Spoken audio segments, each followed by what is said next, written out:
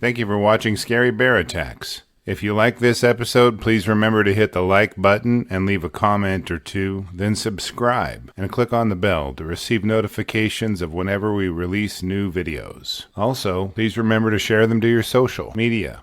Welcome back to Scary Bear Attacks. Today's episode takes us to Red Pine Island in an unorganized area of Ontario, Canada. This island is the last step before the Canadian-U.S. border and is remote. It is only about a quarter of a mile wide and just under that in length, and covers about 65 acres.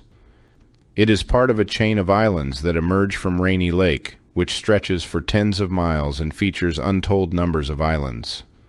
This region is thick with brush and trees ranging from evergreens like cedar, fir, pine, and spruce to deciduous trees like ash, maple, oak, elm, and walnut trees. To say this land offers a number of food resources seasonally for bears is an understatement. The calorie-rich nuts and berries can nourish more bears than you could shake a stick at, and a few more. Whitetail deer, elk, bison, and moose are abundant, and the predators of this area are the same as they were a few hundred years ago, with cougars, wolves, bobcat, and lynx, as well as coyotes and black bears. This area is still very wild, and that is what draws certain people to its hypnotic and captivating beauty. On September 1st, 2019, on Red Pine Island, 62-year-old Catherine Sweatt Muller's family owned a family cabin for several decades there and were enjoying time together. In fact, they owned the entire small island. Catherine was an ardent horseback rider and a fanatic of horses in general. Her parents were now in their 80s and were fortunately still healthy enough to visit the cabin with her. There were not supposed to be any bears or many other animals on the island, for that matter. Catherine and her family reportedly did not have bear spray nor a firearm with them as they visited the cabin. As Catherine and her folks relaxed inside the cabin, she began to hear her dogs barking outside on the far side of the island. It wasn't the typical barking they might usually do when a deer or something benign is nearby. It was continuous and belabored. Catherine decided to go outside and see what they were raising such a ruckus about around 6 p.m. To understand the environment of black bears in the northern Minnesota area, let's take a look at some of their preferred food sources available. The abundance of seasonal berries and nuts serve as their major food sources, but aren't available immediately after the bears emerge from their winter dens.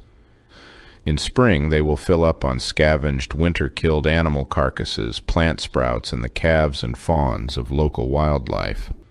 As summer comes on, their focus shifts to the berries of the area, which have offset seasons that provide berries for a large part of summer and fall.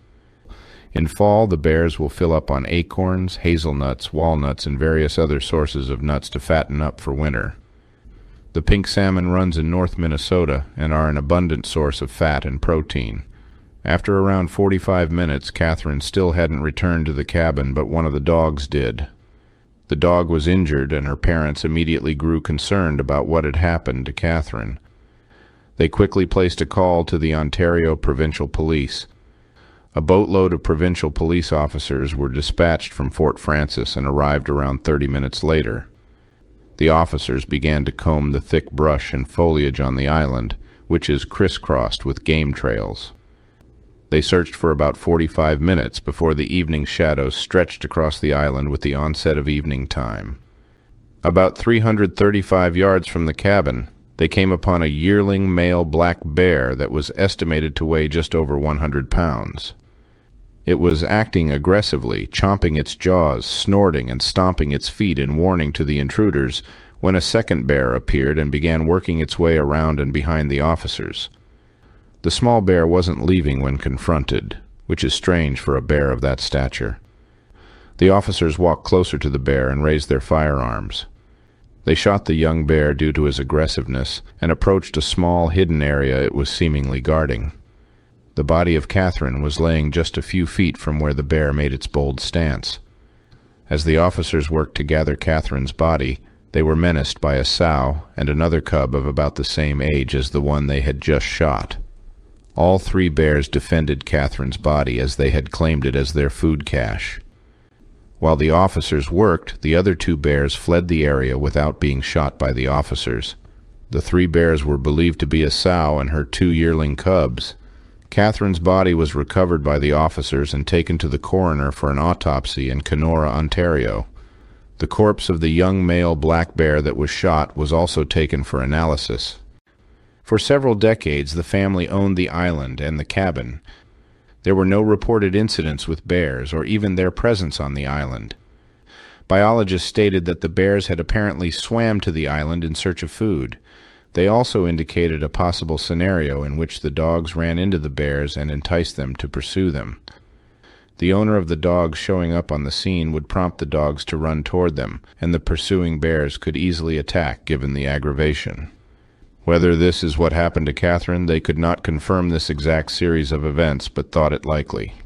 Each article I found while researching this episode ended with a statement regarding how rare bear attacks are and their tendency to flee any human presence.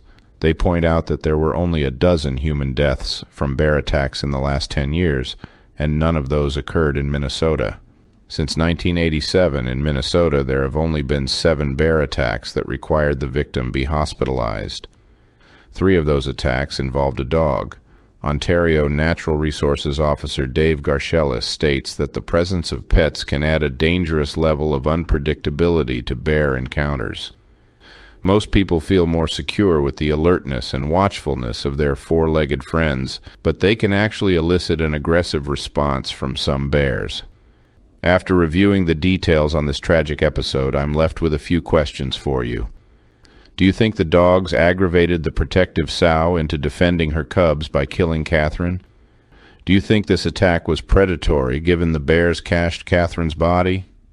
Do you think this was a defensive attack and the caching of her body was just a result of an instinctual response to a food source suddenly being available? After being so familiar with the island, was the family too relaxed with how they navigated their island? I will be glad to read and answer your responses, so please post them in the comments section below and let's talk about it. Thank you for watching Scary Bear Attacks. If you've enjoyed this episode, please consider clicking on the like button and clicking on the bell icon. We'll help you know when we post our new episodes.